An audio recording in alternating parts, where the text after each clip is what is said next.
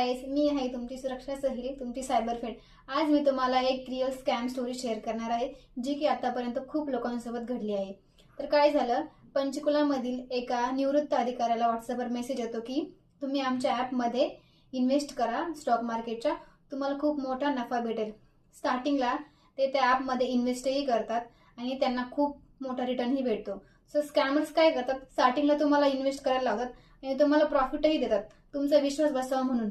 नंतर ते तब्बल 50 लाखाची इन्व्हेस्टमेंट त्यामध्ये करतात आणि जेव्हा त्यांना पैसे काढायचे असतात ते फ्रॉडस्टर्स त्यांना परत रिटर्न पैसे मागतात।